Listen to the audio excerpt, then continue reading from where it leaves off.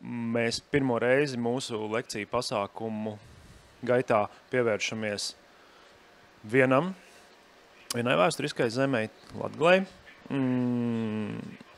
Tēma ir īsteni tradicionāla, etnogrāfiskais apģērbs, etnogrāfiskais ēdiens otrajā daļā. Un izmantojot šo iespēju, es vēlētos jūs informēt arī par to, ka mēs turpinām šos pasākumus arī aprīļa mēneša otrajā pusē, tad 20. aprīlī satiec savu meistaru pasākumu ietvaros. Mēs aicināsim jūs uz muzeju, kur tad varēs iepazīties ar tradicionālajiem amatiem, kā tos piekoja Brīvdabas muzejā. Kā pirmo tātad lūdzu aicinu savu kolēģi, Ievu Pīgozni. Lūdzu. Paldies, Rudolf. Sveiki visi, kas ir klāt un kas skatās arī tiešraidē vai vēlāk ierakstā varbūt. Man vajadzētu manu prezentāciju šeit. Tātad tas, ko es šodien centīšos ātri pastāstīt un arī parādīt muzeja priekšmetus, ir liecības par latgaliešu apģērbu muzeja krājumā. Un tā kā laika nav daudz, tad skriesim uzreiz uz priekšu. Kā es savās lekcijās stāstu, un droši vien daudz jau ir dzirdējuši, tad mums ir 3 galvenie apģērbu vēstures avoti. Tie ir rakstītie avoti, tie ir vizuālie, ikonogrāfiskie avoti, un tie ir lietiskie avoti. Un lietiskie avoti ir savā ziņā tāda unikālākā grupa, tāpēc, ka viņi ir tik, cik viņi ir tādi, kādi viņi ir saglabājušies. Te mums ir arī tā kā redzams, ka tie ir tikai apģērba gabali, tie nav veseli tērpi, un mēs no tiem lietiskajiem avotiem ļoti labi varam redzēt daudzas detaļas, ko mēs citādāk nevaram ne no apraksta, ne no zīmējuma saprast. Un šodien ir tā unikālā reize, kad mums ir iespēja apskatīties tieši šos lietiskos avotus, kas mums atrodas Brīvdabas muzeja krājumā.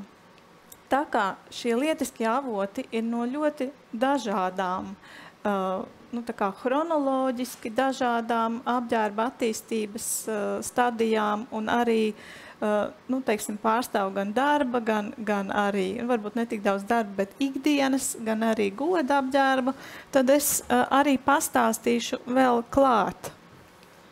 Sāksim ar to, ka tas, ko es centīšos rādīt, atbilst 2 vēsturiskā apģērba grupām. Tas ir tradicionālais apģērbs. Tradicionālais apģērbs mums ir tas, kurā ir kaut kādas lokālas iezīmes, un mums ir Eiropas modes, ja pilsētas tipa apģērbs, kurš būtībā ir līdzīgs visā Eiropā, kuru mēs valkājam joprojām pēc mūsu apģērba. Īsti nevar pateikt, no kurienes mēs nākam. Un šim te Eiropas modes apģērbam tad mums ir 2 daļas. Viens ir ikdienas un goda apģērbs, kas ir Eiropas modes apģērbs, un tas ir mūsdienu apģērbs, kas mums ir. Un tad mums ir tautas tērps. Tautas tērps tad ir kaut kas atsevišķs, jo tā kā neviens pilns komplekts apģērba tērps no 19. gadsimta nav saglabājies, tad tie tautas tērpi, kas mums ir zinām, tad tie ir sakomplektēti vēlāk. Un tāpēc arī ir tāda neliela atšķirība tomēr starp vēsturisko apģērbu un starp tautas tērpu. Kas ir būtiski, ka apģērbs visu laiku mainās, ir atbilstoši gada laikam, atbilstoši situācijai, atbilstoši cilvēkam, kas to valkā. Ir ļoti daudz dažādi faktori, kas to ietekmē, un tāpēc arī 2 pilnīgi vienādu nebūs. Gan viena un tā paša cilvēka, 2 darināts ar rokām lietas ir nedaudz atšķirīgas, gan arī katram ir savs rokraksts. Tā kā pat, ja darina līdzīgus, tik un tā viņi nedaudz atšķiras. Šeit mums ir latgaliešu apģērba chronoloģija no 19. gadsimta paša sākuma līdz pašām gadsimta beigām. Chronoloģiski mēs varam izdalīt tādus 3 galvenos posmus, un pēc tam vēl sīkāk arī varbūt pa 10 gadiem. Pirmais posms ir ļoti tradicionāls, es nospiedu ne to pogu.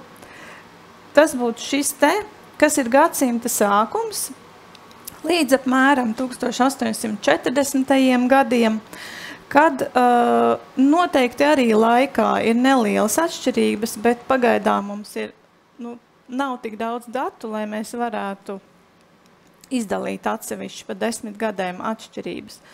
Un šajā te tērpā mums tā komplektācija ir apmēram tāda, ka mums ir vienkrāsaini bruņči sievietēm, garais krakls apakšā zem tā, plecu segas vēl joprojām ir villainas un lielā Latgales daļā ir krāsēnā diega izšūmā rotātas villainas. Meitām galvā ir vainagi un sievām galvā ir galvasauti, var būt arī aubas dažās vietās ir zināmas mums, un klāt piederās arī priekšauts apavi, visbiežāk būs vīzes vai pastalas. Vīriešiem arī tās būs vai nu lina kārta vai vilnas kārta, bikses, piemēram, krakls lina vasarā vai vilnas garie svārki, kas ir tāds tā kā mētelītis, un platmale vilnas cepure. Tas ir tas agrākais posms, un pēc tam seko nākamās izmaiņas, kas te mums ir tāda, tā kā, atkal ne to pogu nospied, divi pārīši. Viens pāris varētu būt šis, kas ir jau apmēram ap 1855. Gadu, kad pirmā modes pazīme jau ir tā, ka ienākuši strīpaini bruņči ir apģērbā, sīkstrīpaini tajos laikos ir parādījusies kokvilna vairāk lietojumā, piemēram, kokvilnas lakatiņš apdrukāts, varbūt arī priekšautos tas parādīties. Un vīriešiem galvenā modes lieta, kas tajā laikā ieviešās, ir galvā naģenes. Tālāk mums jau ir ap 1860. Gadu vidu nākamais pāris, kas mums ir no perioda, kad jau vienlaicīgi paralēli šiem svītrainiem bruņčiem ir arī rūtaini, sīkrūtaini bruņči. Ar izšuvumiem rotātās villainas ir izgājušas no modes, un reizē ar tām arī galvasauti un vainagi.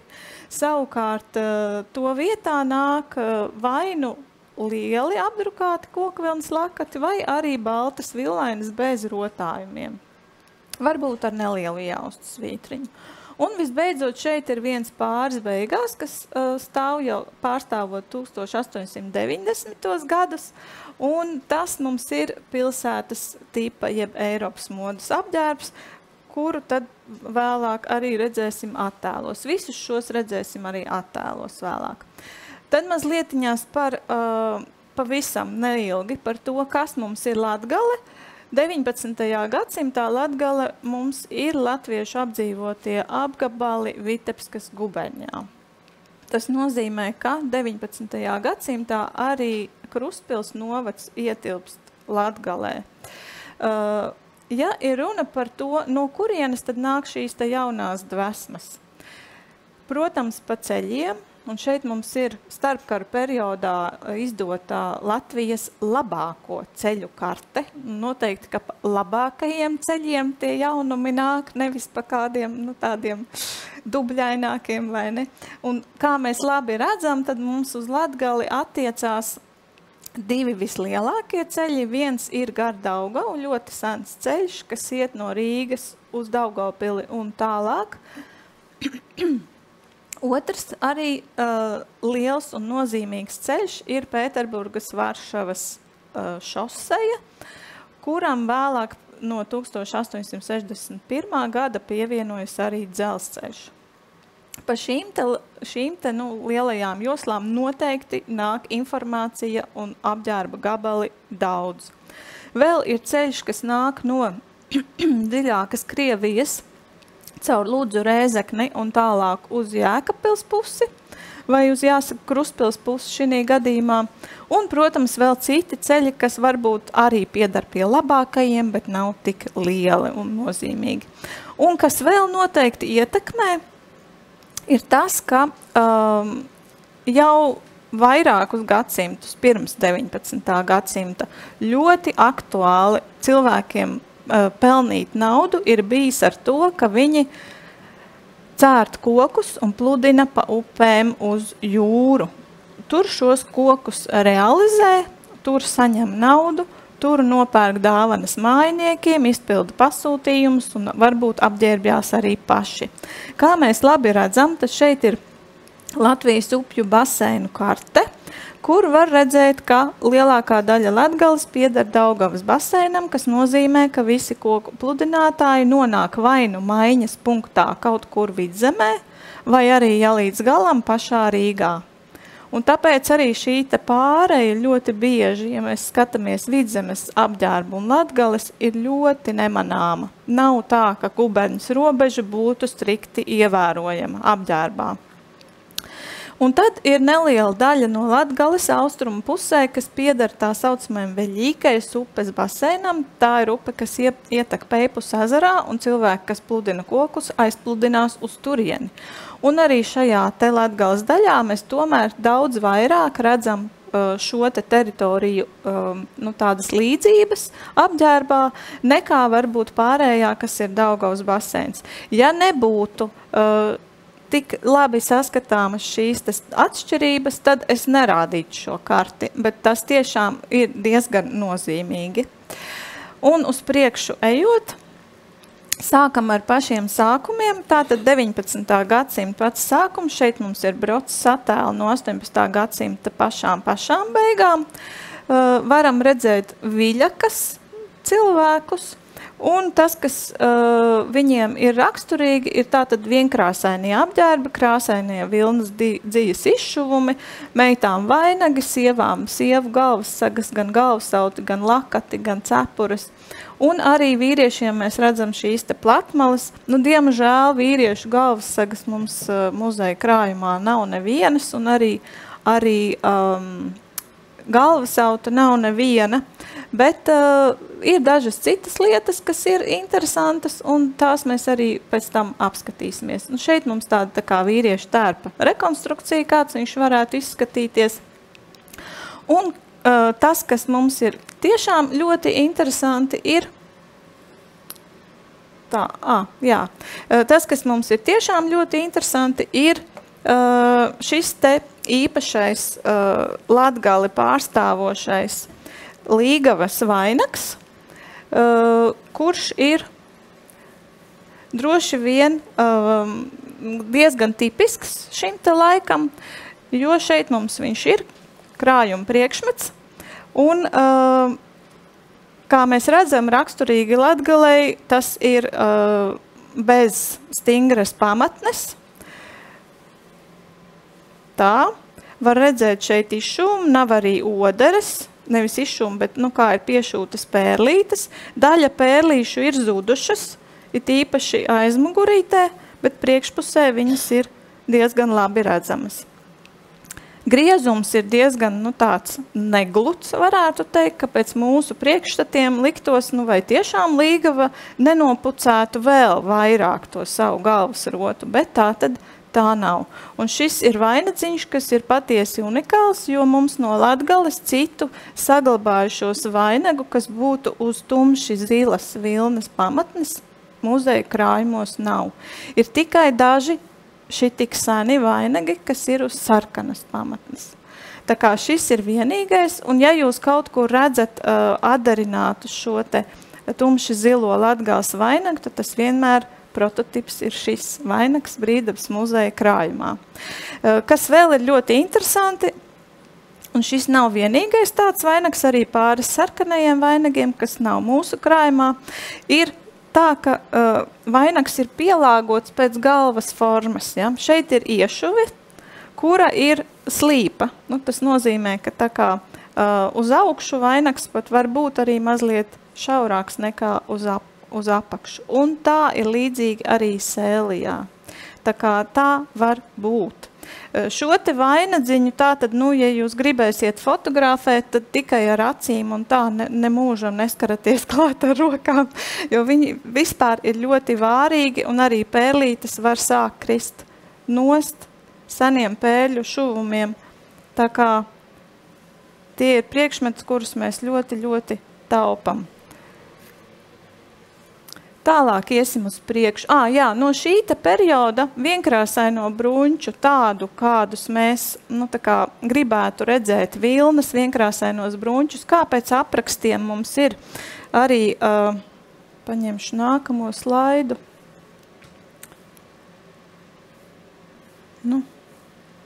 Nē, tas nav vēl tas. Labi, tad nepieminēšu to vēl pagaidām. Vienkrāsaino brunču tātad mums krājumos praktiski nav nevienu, arī tie saucamie balti abrens brunči, tie, kas visi ir ar rotājumiem, tie ir linu, vasaras brunči. Vilnas tādu mums Latvijā nevien saglabājušos nav, tāpēc ir tikai iespējams to rekonstruēt. Bet no šī perioda, attīstības perioda, atbilst tie krekli, kas ir no Latgales teritorijas saglabājušies, un tie ir no Krustpils apvidus, kuriem ir krāsainā diega izšuvums. Visticamāk, agrāk tādi ir bijuši ne tikai šeit, jo arī brocas zīmējumos vīriešu tarpā tādus varēja redzēt, bet tādu citur nav saglabājušies. Šiem krekliem, tātad šiem konkrētajiem, ir raksturīgi iešūtie uzpleči. Tagad gan paiesim uz priekšu, un vēl mums ir zināmi vairāki Latgales kreklu tipi, tātad tas ir viens, tad ir tunikveida krekls, kuram nav pārgriezts plecs nemaz, tikai virsū uzšūts uzplecis, un tad mums vēl ir šāda te veida ar pārgrieztiem pleciem un iestrādātiem iekšā uzplečiem tādi. Tagad apstāsimies pie šī te un paskatīsimies, kas mums ir muzeja krājumā. Tātad skaistākais no tiem ir šāds krekls. Diezgan arī raksturīgi tas, ka, es esmu diezgan daudz šādus kreklus skatījusies, ka viņiem, piemēram, uzpleči var būt arī mazliet šķībi. Piemēram, viens plecs vairāk uz priekšu, viens vairāk uz atpakaļ, vai abi divi mazliet vairāk uz atpakaļ. Bet ideiski tātad uzšūtie uzpleči iet pa locījumu līniju, un kas šim konkrētajam kreklam vēl ir ļoti interesanti, ir tas, ka šeit ir ažūrais rotājums. Un tas vēl jo vairāk sasaucās ar tādiem setu krekliem, kas arī ir saglabājušies Igaunijas teritorijā, valkāšanā vēl daudz ilgāk nekā Latgalē. Un ko es starp citu arī nepieminēju pie tām kartēm runājot, ka tās jauninājumu vēsmas, kuras veļās pāri un atnes jaunas lietas apģērbā, tās parasti nāk vai gar Daugavu, vai vienkārši lēnām pāri Aiviekstei no Vidzemes. Un tas nozīmē, ka no Vidzemes puses un no lejas viņas tā kā tuvojās, un pēdējais bastions, kuru sasniedz, ir Latgales tā sanāk ziemeļa austrumu daļa. Un tur arī tāpēc visilgāk ir saglabājušies daži priekšmeti, kurus mēs pēc tam esam sākuši domāt, ka tas ir raksturīgs tikai šai Latgales vietai, bet pārsvarā tās ir chronoloģiskas atšķirības, ka citur jau daudz, kas ir ieviesies modīgāks, tad tur vēl pastāv. Tātad, kas šiem krekliem vēl ir raksturīgs, viņiem ir smalkā, ļoti smalkā rakstainā auduma augšiņa, un tāda ir arī šiem te, kuriem nav citu rotājumu, bet šī te rakstainā augšiņa auduma ir, un ir tādi krekli, kuriem mēdz būt pat līdz 4 dažādiem atšķirīgiem audumiem izmantot, jo viens ir izmantots stāvā, kur ir tas rakstainais audums, tad ir viens, kurš ir rupjais audums, kas ir apakšā piešuve, un tad var būt arī pilnīgi vēl cits piedurknēm, un vēl cits apkaklei, un arī šeit ķīļiem.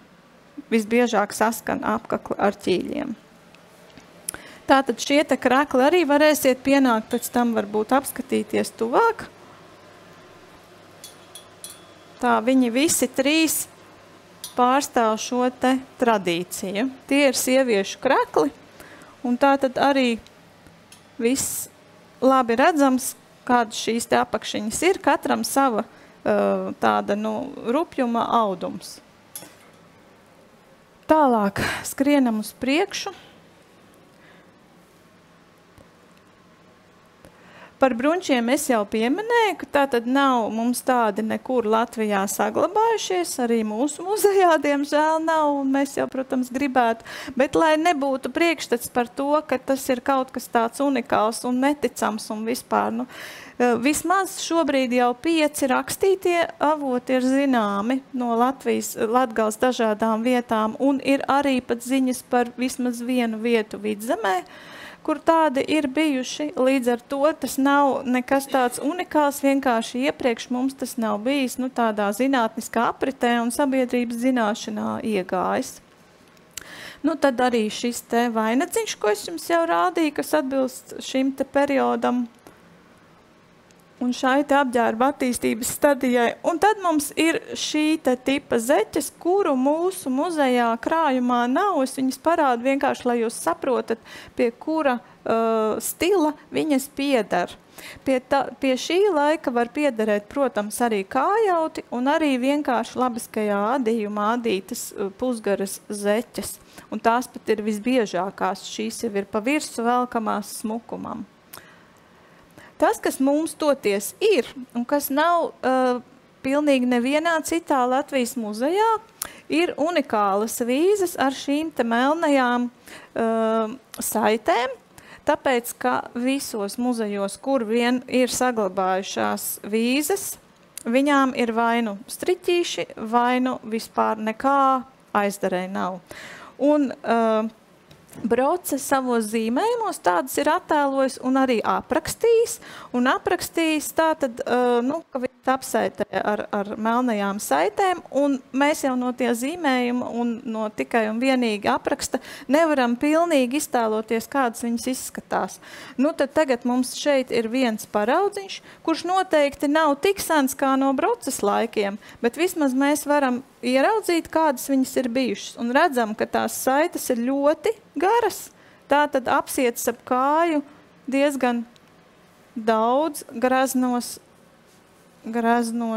krustiņos. Un principā šīs te gan pastelu, gan vīžu auklu siešanas mākas arī ir dažādas. Nav tikai viena vienīgā, kāda būtu izmantota dzīvē. Un tad mums nāk 1840. gadi, kad nāk iekšā daudzas jaunas modes dvesmas, kad parādās šie te kokvilnas audumi, kad šur tur pie goda apģērba sāk parādīties zābaki cilvēkiem un iet no modes ārā pieminētās galvas sagas, to vietā nāk lakati. Un lakati pilnībā izspiež gan vainagus, gan galvasaudus. Tātad gan sievas, gan meitas sāk valkāt lakatus un nāk jaunā mode un aizslauka bijušo. Neiet uz priekšu. Nē, aizgāja gan. Tad mums ir viens šis te vīriešu tērpa, tāda tā kā rekonstrukcija, kuru mēs apmēram uz gadsimta vidu varam identificēt, jo pēc tā pieminekļa valdes atmiņu apraksta, tad mēs apmēram varam iedomāties, kāds viņš izskatās. Tas lielākais jauninājums, protams, ir tā naģene. Un tad mums ir unikālas fotogrāfijas, kas glabājas Viļņas Universitātes bibliotekā no 1866. gada. Un šajās te fotogrāfijās jau mēs redzam atkal jaunu slāni, un tad jau moda nāk ar vien ik pa 10-20 gadiem jau nomainās daudz kas pilnībā. Šeit arī varam redzēt tos lielos apdrukātos lakatus un galvā mazos apdrukātos lakatus.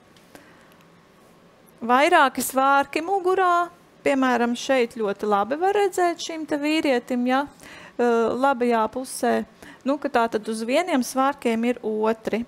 Pie šiem garajiem svārkiem arī, kā jūs redzat, ir dažādas jostas sietas. Un tās jostas, kas mums ir redzamas šajos attēlos, ir Tā, šis te ir pagasta vecākais pēc šīs te zīmes, un viņam ir adīta josta, kas stāv blakus sievietēm. Ja? Un adītas jostas ir saglabājušās ļoti nedaudz, bet mums muzeja krājumā viena maza adīta jostiņa ir. Tā, protams, ka nav ap mēteli liekama, bet tā tik un tā ir kaut kas tāds salīdzinoši neparastāks, un šādas te mazās jostiņas, arī šo parādīšu, tās jau ir pītās jostas, kas jau ir daudz parastākas un pierastākas, tās parasti ir vīriešu bikšu jostas, nevis ap svārkiem, bet ap svārkiem toties tiek liktas lielas cēlu jostas, kā piemēram šī. Es atlasīju no tām jostām, kas muzeja krājumā ir pašas tās, kuras man likās viskaistākās. Tā būs mana gaume atbilstoši tam, tad arī skatieties, kuras jums liksies. Un, protams, arī pītās var būt lielākas, var būt arī platākas, kā šī, arī divreiz platākas var būt, bet tagad varu parādīt tikai šādu, piemēram. Un plus vēl divi citi varianti ir. Protams, šīs konkrētās jostiņas visticamāk nav tik vecas, bet tas viņu lietošanas veids ir ap vīriešu svārkiem un kažokiem. Tā kā gan ar lāsumiņiem, gan ar svītriņām. Visai Latgales teritorijai ļoti raksturīgas un tipiskas. Tad šeit mums vēl ir uz citiem pagastu vecākajiem iespēja paskatīties, un tad šī lielā fotogrāfija, kur mēs varam atrast atbildi uz jautājumu, vai visi ģērbās vienādi. Skaidri redzam, ka vīrieši ģērbās nedaudz līdzīgāk savā starpā, sievietes mazāk līdzīgi. Pilnībā ir izgājuši no modas tās jau iepriekš pieminētās lietas, un vienlaicīgi pastāv arī svītrainie un sīkrūtainie brunči, kas jau ir tāds kā atskaites punkts. Un tad balstoties uz šīm te fotogrāfijām, mēs esam varējuši arī uztaisīt dažas rekonstrukcijas, kā piemēram saliekot kopā ziņas no šiem te attēliem, kas varētu būt nedaudz senāka komplektācija un nedaudz modernāka, kas jau būtu šī te jaunā māmiņa fotogrāfijā, kas varētu būt ar šādu tērpu komplektāciju. Visbeidzot mums nāk pilsētas modes apģērbs, un tur mums ir gana daudz ziņu par šo, jo tas ir salīdzinoši nesens, un tāpēc arī daudz ir attēli, daudz ir gleznās attēlots. Piemēram, šeit esmu pielikusi nelielu fragmentu no Jaņa Rozentāla gleznas, kur var redzēt, kādā veidā šis te apģērbs izskatījās valkāšanā.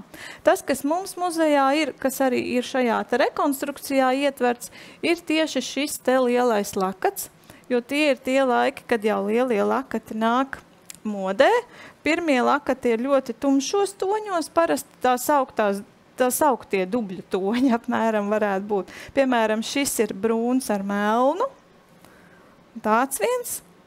Un, kad mums jau ir tā lielā rūts sāniņā, tad mums jau ir apmēram 1880. 90. gadi. Par lielajiem lakatiem mums arī muzejā būs stāstījums rudenī, un tur stāstīs Aija Jansone. Tā parādīšu tikai šos te dažus paraugus, man ir 3 paņemti no krājuma. Šāds vēl, kā var redzēt, tad tie ir ļoti lieli. Valkāšanas veids visbiežāk ir tāds, ka tos apliek ap pleciem, priekšā krusto un aizmugurē zem vainaga, zem tās lakata astes sasien mezglu. Tad ir ļoti silti. Un šāds.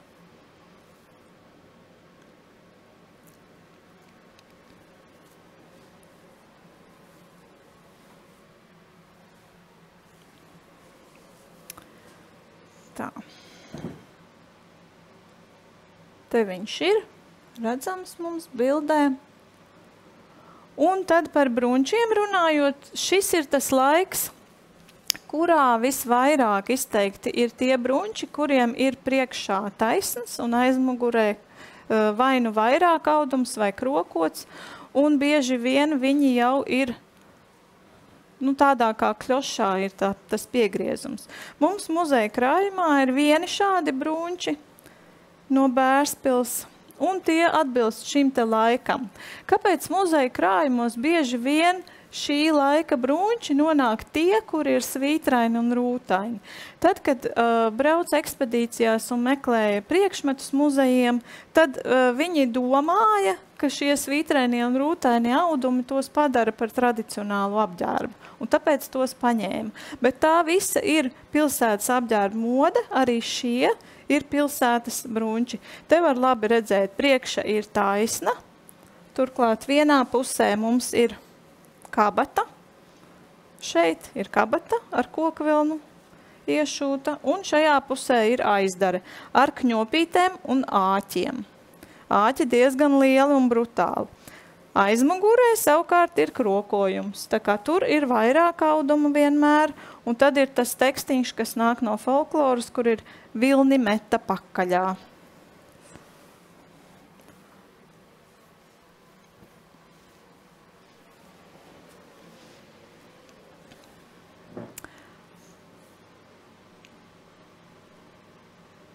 Tad mums ir tāds unikāls priekšmets no šiem te laikiem, un tas ir šis te, viņš muzeja krājumā ir nosaukts kā pārpieris, bet būtībā, tas ir tāds ļoti, ļoti smalks, te ir marlīte, un te ir, tik ļoti smalka mežģīnīte, kad, jābaidās elpot, ja? Bet šāda te tipa galvas rotas piederās pie šī te veida apģērba un šiem te laikiem. Tā ir fotogrāfija no Latgales, un tur arī var redzēt, ne jau identisku, jo katrs viņš noteikti nedaudz atšķīrās, bet tā tad arī var redzēt, kāda bija šo te galvas rotu valkāšanas mode un maniere.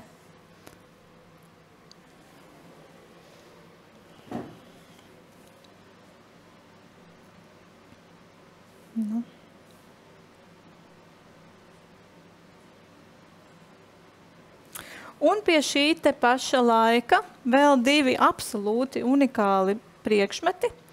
Tos es neņemšu rokās, jo tie ir pārāk vārīgi. Ir tātad šie te divi mākslīgo ziedu. Šis ir kā diadēma, lūk šajā te pusītē, ja. Varat arī paskatīties ar acīm tuvāk pēc tam, pienākot klāt. Un tad mums ir šis te, kurš arī ir mākslīgo ziedu vainadziņš. Lūk, šāds te. Šie mākslīgo ziedu vainagi varēja būt vai nu līgavu vainagi, vai arī līgavas māsu vainagi, jo ļoti bieži 19. gadsimtā kāzās bija līgavas māsas, vai no Latgales tas pieraksti ir tāda, ka viņas sauc pat padruškas, ja. Tā kā tās nav obligāti tieši māsas, tās ir tas pēc amerikāņu parauga, ja, un pie tam viņas nav viena vai divas, viņas vienmēr ir vairākas. Un tad arī viņām var būt diezgan daudz šo te atribūtu, kas ir līgavām, piemēram, šādi te vainagi.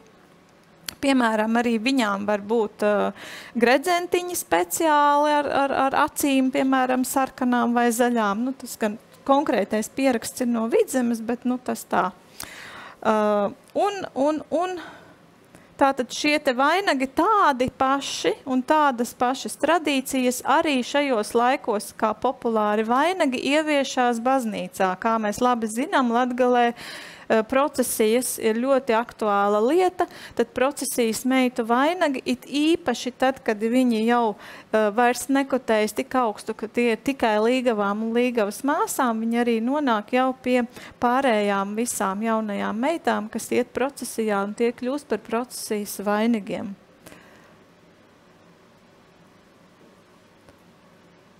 Tā. Tagad esam nonākuši pie vīriešiem. Un te jau ir 20. gadsimta fotogrāfijas no pieminekļu valdes ekspedīcijām iekļautas tātad UNESCO Latvijas reģistrā. Un kā tiešām unikāls fotogrāfijas, kur mēs varam redzēt cilvēkus viņu reālajā izskatā. Un tas, kas ir unikāli, ir, ka tad, kad jau sen ir iegājis Eiropas modes apģērbs velkāšanā, tik un tā darba drēbes, it īpaši vīriešiem un ikdienas drēbes, joprojām tiek darinātas no mājaustiem audumiem, no lina vai no vilnas, vai no pat pakulām vai pusvilnas. Un šos te darina mājās, šuja ar rokām un valkā visu vasaru staigā lina apģērbos. Un šie te lina apģērbi, kas ir saglabājušies Latvijas muzeja krātuvēs, arī pie mums noteikti nav ļoti seni, tāpēc, ka tie ir valkāti tik ilgi, un ļoti bieži tāpēc ir tā, ka no vīriešiem ir vairāk saglabājušies krekli, piemēram, šāda te veida, nekā no sievietēm, no šiem te laikiem, jo sievietes jau vairs lina drēbes reti kad valkā. Un te mums arī ir, piemēram, viens no Mērdzenes pagasta, šāds te lina krekls, kas ir raksturīgs šī laika vīriešu krekliem, ka tie ir ar augsto šauro apkaklīti, bet ar savilktajiem dūrgaliem. Ja mums, piemēram, gadsimta sākumā arī ir augstās šaurās apkaklītes, tad mums parasti šeit ir vaļējie dūrgali un krekli ir daudz garāki. Bet konkrēti šis ir vēl salīdzinoši garš, dažkārt mēdz būt vēl īsāki. Tās ir tādas norādes uz to, ka tie ir gana jauni tie krekli. Un vēl unikālāk, kas ir no šī te paša pagasta. Tūlīt paskatīsimies, kur mēs... te mums tātad parādās arī tas cilvēku ģērbšanās veids, kāds mums ir ikdienā jau 20. gadsimta sākumā. Un kas ir tas unikālais? No šī te paša pagasta komplektā mums ir arī šīs te linu bikses. Un unikālas tās ir ar to, ka tām ir ļoti neparasta aizdare ar šo te sprungulīti saucamo, kas ir kociņš. Tā vietā, lai tur būtu poga, vai lai būtu ievērta aukliņa, vai arī, kur šī te veida jostiņas izmantotu, ja, tur ir aizdare ar sprungulīti. Sprungulīts noteikti ir ļoti sens aizdares veids, vienkārši pārsvarā tādi nekad nekur nav saglabājušies. Un mūsu muzeja krājums ir bagāts ar to, ka ir ne tikai viens šādas te bikses, un turklāt ar šo te ļoti raksturīgo bikšu, to dibena paplatinājuma daļu, kur var arī paskatīties, un tur ir tādi divi spogulītī iešūti paplatinājumi. Bet ir arī otras darba bikses, un arī šīm te darba biksēm, viņas varbūt arī sākotnēji nebija darba, bet tika novalkāts līdz darba līmenim. Arī tām ir sprungulīša aizdara. Man arī ir aizdomas, ka sprungulītis uz bikšu mazgāšanas laiku varbūt arī tiek izņemts un pēc tam tiek piešūts jauns, tādēļ, ka tādi ir pieejami bez sava gala. Ja. Tas, kas ir ļoti skaisti šīm biksēm, jām ir ļoti daudz ielāpu. Man personīgi ļoti patīk skatīties senos ielāpus, tā kā jums arī ir iespēja uzmest aci tiem ielāpiem un redzēt, ka ir ielāps uz ielāpa, ne adatas dūrieni. Šeit konkrēti, protams, ir adatas dūrieni daudz.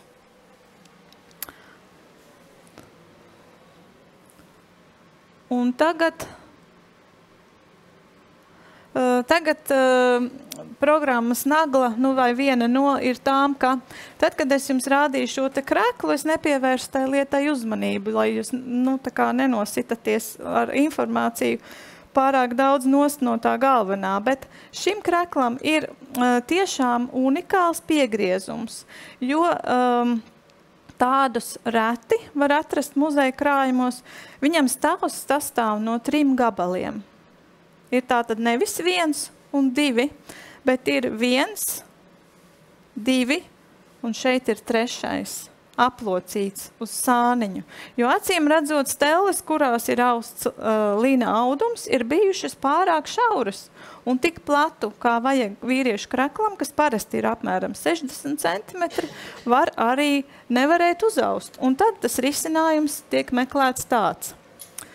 Un šī ir šis ir bonus tiem, kas ir atnākuši klātienē, jo tas ir mans personīgais krekls no Ukrainas, arī tradicionālais krekls, un arī šim kreklam ir tieši tāda piegriezne. Viņam ir piegriezums no 3 gabaliem, un šito, tā kā tas nav muzeja priekšmets, es palaidīšu apkārt, varēsiet aiztikt ar rokām, skatīties un priecāties. Tā kā tas risinājums ir veidots, tā jūs arī varēsiet paskatīties, kā tas ir tapis. Tālāk ejam uz priekšu. Šeit mums vēl ir daži attēli no tirgus.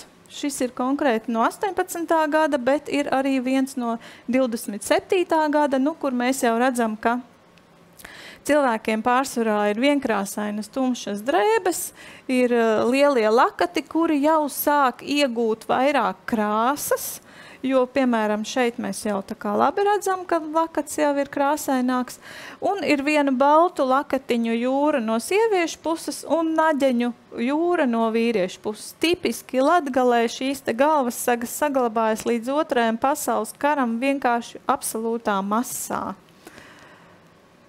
Tālāk uz priekšu. Cik mums ir laiks vēl? Skriesim uz priekšu, jā. Šeit ir attēls atkal no šīs te UNESCO kolekcijas Latvijas Nacionālā vēstures muzeja krājumā. Un var redzēt, kā to petērnes, jeb striķu vīzes. Tur uz galda ir vienas petērnes, un šeit ir vēl viens petērnes. No Latgales viņas ir saglabājušās ārprāt. Es ļoti atvainojos muzejam un tautai.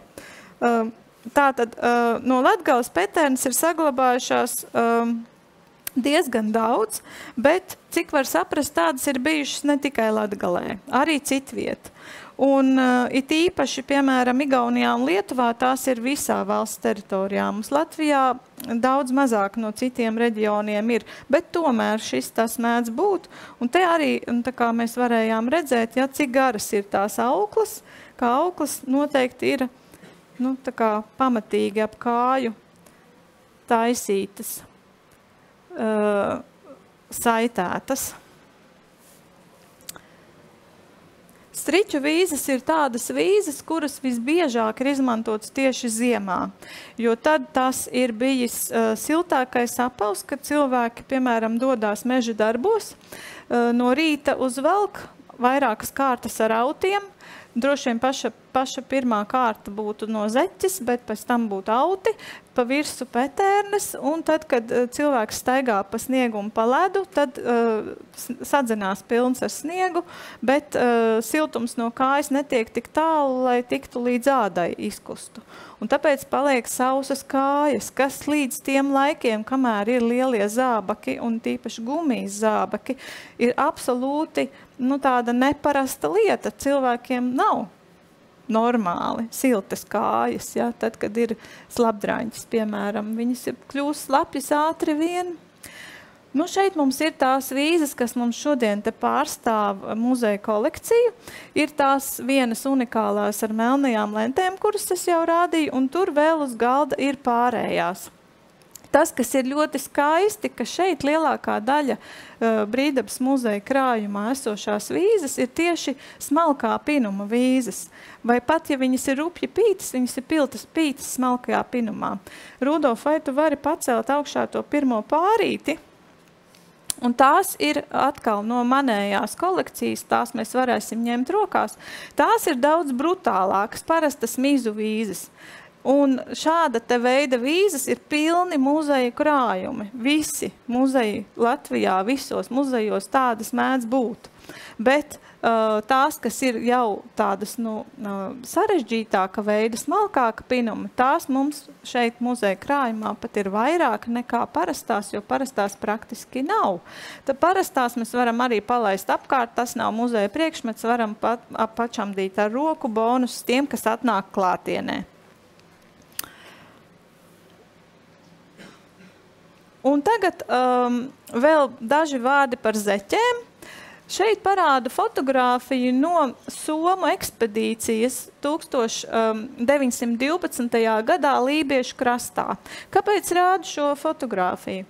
Tāpēc, ka, lai parādītu, ka tas ir tas laiks, kad šāda te veida zeķes ar šāda te veida rakstiem, ne jau konkrēti katra no tām ir visā Latvijā, bet tas ir tas stils, kādā tiek darinātas zeķes. Un tātad tās daudzās svītrainās un ar krāsainiem rakstiņiem joslās adītās zeķes atbilst šim te laikam. Tas ir 19. gadsimta beigas un 20. gadsimta sākums. Nu, tā. Šeit ielieku no citiem muzejiem, te mums ir no Jēkabpils un no Prēļiem ir krājuma priekšmeti un atdarinājums pēc neliela paraudziņa arī tur, kur ir bijis tikai. Un tās visas atbilst šim te laikam. Nu tātad, visvienkāršākās zeķes. Šeit mums ir parastas baltas vilnas zeķes, kas ir Brīvdabas muzeja krājums. Šeit ir tādas pašas zeķes, kas ir mana kolekcija, un šis ir vēl viens priekšmets, kuru došu pataustīt. Briesmīgi rupjas un asas. Varēsiet padomāt, kā jums justos uz plikas ādas, ja? Kad jūs viņas ar roku pačamdīsiet. Šīs ir daudz maigākas, bet šīs ir tiešām ļoti rupjas. Ja? Tā kā tās varat paņemt. Un tās man ir radotas kā zeķes, kuras ir būtībā domāja cilvēki, ka no 1912. gada tā kā tieši tās pašas. Šīs muzeja krājuma mums nav datētas, mēs nevaram precīzi pateikt, bet tas stils ir tieši tas pats, to mēs te redzam. Un tad mums ir rūpnieciski ražotas šādas te zeķes, kuras muzeja krājumos ir vismaz divas man zināmas, ne tikai šīs, bet vēl vienas, un tās mēdz būt ar pierakstu, ka tās ir pirktas Daugavpilī. Nu, bet tā tad, ja droši vien katrs var atļauties nopirkt Daugavpilī, gribās arī pašam. Nu, tad izskatās, ka šīs ir paša darinātas un ļoti smalkā adījumā adītas. Un tās ir zeķes, kuras var valkāt, ja mēs skatāmies, tās ir tiešām garās zeķes, varētu būt arī valkātas pie zeķuriem, kas jau ir viss pilsētas tipa apģērbs. Agrākos periodos arī ir zeķes, kas ir pāri celim, nevis tikai līdz celim, bet tad šīm te zeķēm parasti ir, tur ir tas apsējums ar tā saukto paķeli vai prievīti, lai turētos. Tad mums ir šādas te zeķes muzeja krājumā, kas arī šī te veida mežģīņa adījums, kas atbilst pilsētas modes apģērbam. Precīzi datējumi mums nav, bet mēs arī zinām to, ka tas ir tātad 1890. Piemēram, vai pirms Pirmā pasaules kara visticamāk, varbūt, ka pat vēl vēlāk. Tad ir šādas te ļoti skaistas, kur ir apakšējā daļa adīta un augšējā daļa tamborēta. Tādas. Te nevar nemaz tā atdalīt, viņas smuki sašūtas kopā. Un visbeidzot jau siltākam mērķim, rupjāka veida, arī šāda te veida zeķes ir diezgan daudz muzeja krājumos. Un tādas, ja tām ir balts pamats un dažādi citi šie te rotājumi, tad bieži vien tiek uzskatīts, ka tās ir tradicionāla apģērba zeķes. Būtībā jau visticamāk tās tomēr ir šī te perioda zeķes, tikai viņas izskatās vēl salīdzinoši tradicionāls, jo adīšana mums ir dzīvā tradīcija, vēl joprojām tā neiziet no aktualitātes, un tāpēc arī datēt nemaz nav tik vienkārši. Tad vēl pavisam pāris vārdi. Jostas es jums jau parādīju tās, kas šeit mums ir, bet vēl ir papildus tādas jostas, kas ir ruļļos. Labi, šis ir varbūt mazs rullīts, vienkārši ļoti skaista jostiņa bija, tāpēc paņēma, bet ir šādi lielie ruļļi. Tās parasti ir jostas, kuras mājās stāv, arī tiešām stāv ruļļos, tās ir celu jostas, un tās izmanto saimniecībā.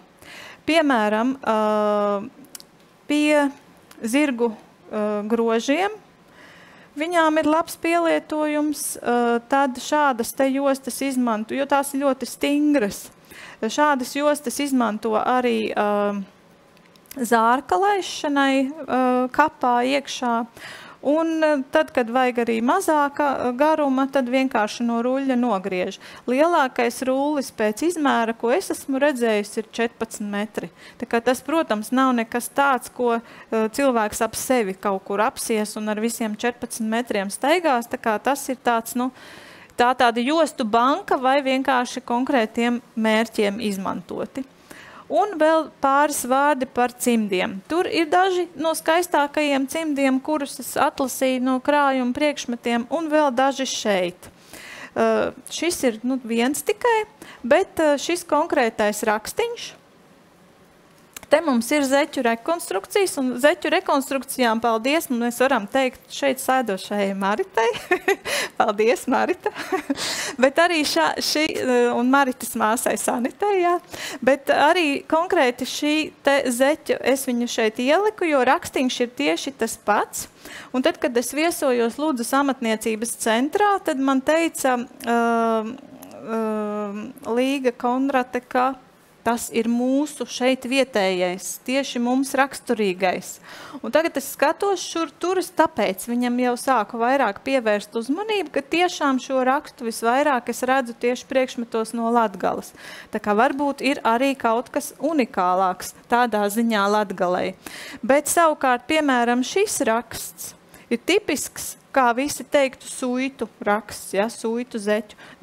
Šie ir tādi pie tam, paskatieties, kas par izmēru milzīgi, ja? Bet tātad tie ir Latgales cimdi.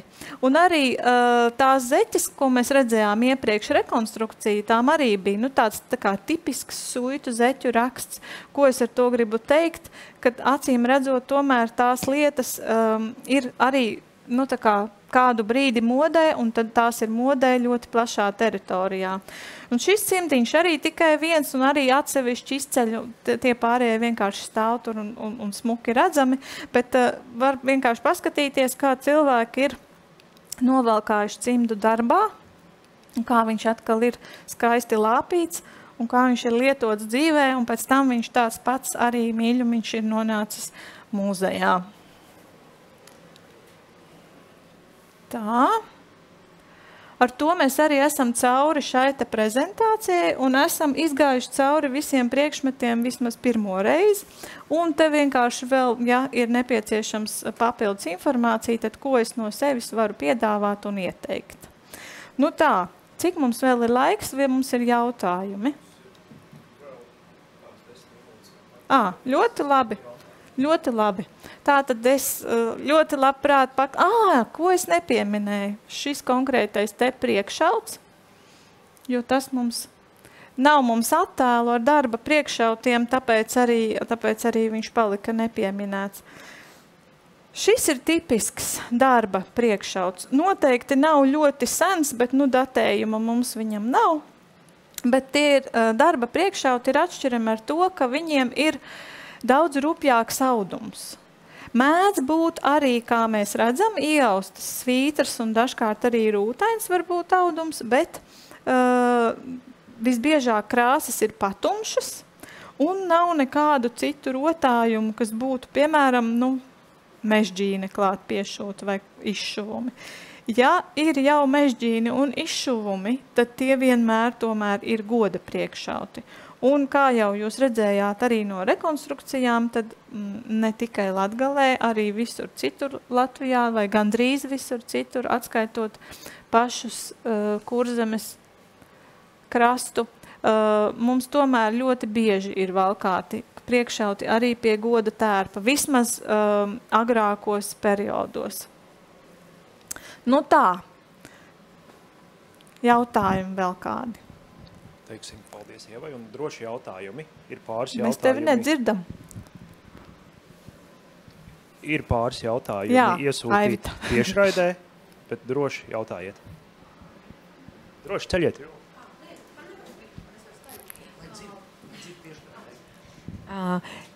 Es par to pārpieri, to, kas tur jūk ārā, ja? Saki, lūdzu, pēc fotogrāfijas varēja noprast, kad viņš ir galvā, ja tā bija ģimene, sievai, kurai bija jau arī bērni. Tātad tas noteikti vairs nebija status apliecinājums, un es arī varu uzlikt. Es domāju, ka tu droši vari, jo tāpēc, ka šis vispār nav, šāda te veida galvas rotas parasti ir sievām, nevis jaunām meitām. Un tad arī ir tas, ka ir noķemmētie mati un mazliet tā kā uz aizmuguri viņš tiek likts. Un tur var būt arī mākslīgie ziedi, kaut kāds tur tāds veidojums, tur var būt tils klāt. Un tad apmēram ap 1900. Gadu šī moda strauji izbeidzas. Jo nāk modē tā brutāli sakot Aspāzijas frizūra, un tur vairs nav kur likt šo te vai šādu.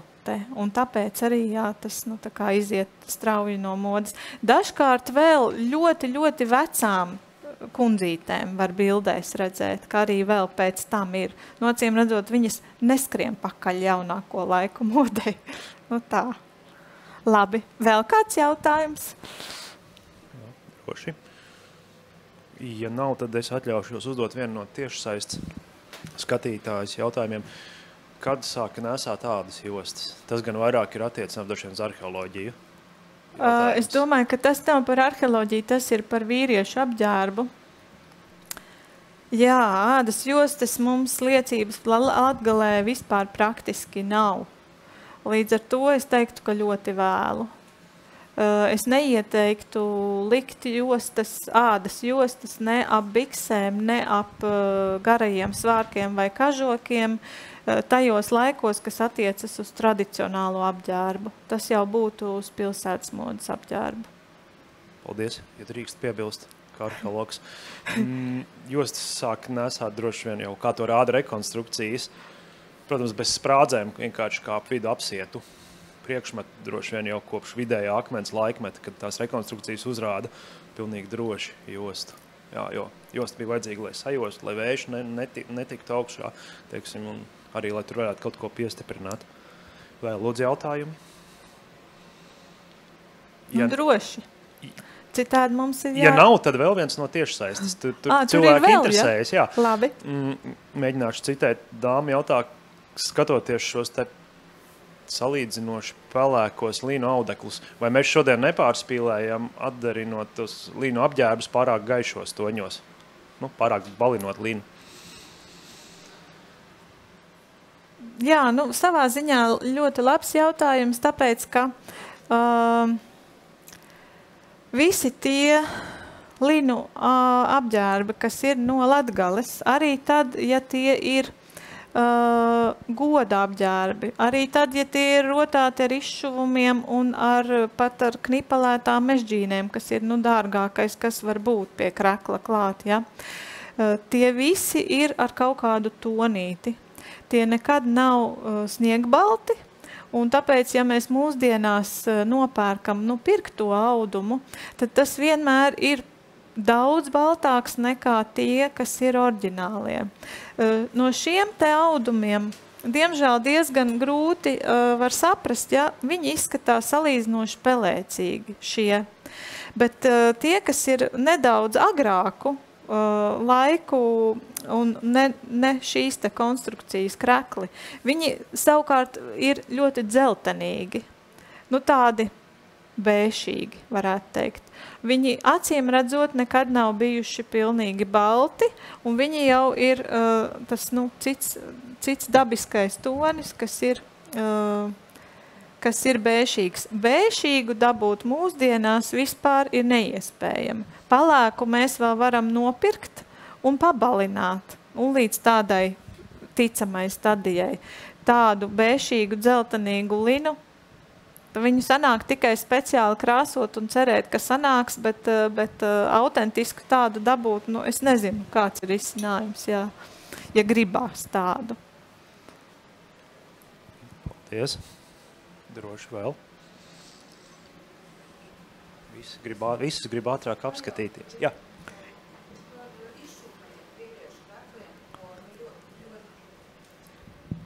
Izšūtie vīriešu krekli no Latgales. Tas, ko mēs redzam visādiem deju kolektīviem, viskaukam tam līdzīgam. Šeit apskatītie bija vienkrāsaini.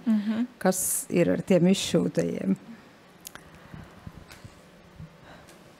būtībā ļoti chronoloģiski ietilpīgs jautājums. Jo, kā jau es jums teicu, broces zīmējumos mēs redzējām, ka izšūta apaklīte ir ar krāsaino vilnas dziju. Tātad tas ir tas sanākais slānis zināmais. Nākamais ir jau tie krekli, kuriem tad izšuvumi ir ar sarkano un mazlietiņu balto. Tie pārsvarā izpaužas uz sieviešu krekliem, retu reizi arī uz vīriešu. Un vēl nākamais izšuvumu slānis ir tad, kad sieviešu krekli vairs netiek darināti tradicionālie lina, vairs tiek šūti tikai vīriešiem krekli. Un tad ir tas brīdis, kad nāk modē krāsaino diegu kokvilnas izšuvumi. Tie nāk modē visā Krievijas impērijas rietumu daļā. Vispopulārākie noteikti ir saucamie ukraiņu višivanka, kas ir viņu tā kā variācija par šo lietu. Bet šie te raksti ir praktiski vienādi visur, jo tos rakstus izplatā kopā ar ziepēm. Ziepes tiek pārdotas iepakojumā, kurš ir apdrukāts ar izšuvumu rakstiem. Un tāpēc tur, kur tirgo šīs ziepes, tur arī šie raksti izplatās. Baltkrievijā tādi ir, Ukrainā tādi ir, un pārējās Baltijas valstīs tādi ir. Tie nav tikai Latgalē, tie, kur ir tādi puķītes, piemēram, vai auseklīši, vai kaut kas tāds izšūts, ja. Un šiem te krekliem valkāšanas laiks ir līdz pat Pirmajam pasaules karam. Tie ir valkāti pie žaketes tipa, uzvalciņa tāda tā kā, un tie ir jau pilsētas modas apģērba, tāds graznais krekla variants. Tā kā ir ļoti daudz un dažādas stadijas. Tad, principā, ja chronoloģiski skatāmies, tad sieviešu sarkani izšūtais krekls neiet kopā ar vīriešu izšūtu kreklu. Ja tas ir izšūts tikai ar sarkanu, mums daži Nacionālā vēstures muzeja krājumā tādi ir, kuri iespējams iet kopā. Bet 100% zināt nevar. Bet būtībā chronoloģiski šis ir agrāks laika tas attīstības posms nekā tie krāsaino kokvilnas diegu izšuvumi. Labi, un tad papildus jautājums par jostām un krekliem vīriešiem. Krekls virs biksēm apsiets ar jostu. Kā mēs jau redzējām, šeit attēlos bija dažādi varianti. Vasarā var iet pie siena strādāt arī, ja krekls ir ārpus biksēm un nav apsiets ar jostu. Biežāk ir apsiets ap jostu, jo gribas glaunāk, jo krekls biksēs iekšā. Jā. Tā kā tas tā ārpus biksēm tāds mājas variants. Bet tas, kas savukārt ir interesanti, ja, tās bikses, gan šīs, piemēram, gan arī tās otras, mēs varam redzēt, ka salīdzinājumā pret vidukli ir ļoti platas, gan staras, gan arī tas dibana daļa ir tāds maiss gandrīz vai. Un nav brīnums, ka tam kreklam tur ir vieta. Gana daudz, jo vispār tradicionālās bikses nekad nav apspīlētas. Tāpēc tādas platas bikses vienmēr būs autentiskāk nekā, piemēram, tādas, gluži jau legingi nē, protams, bet tā kā ir tendence mūsdienās cilvēkiem gribēt un valkāt šaurākas bikses nekā bija tie maisveidīgie bikšu izstrādājumi agrāk, jā. Ja mums nav vairāk jautājumu, mēs beidzam, ja? Jā, mēs droši vien beidzam. Jā. Sakām paldies Ievai.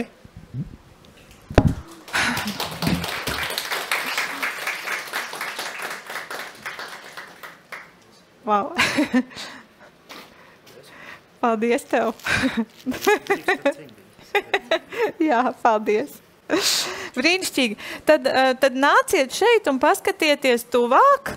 Vienīgais lūgums tiešām ar rokām neaiztikt, ja ir absolūta nepieciešamība kaut ko pacelt no manis cimdiņa, ja?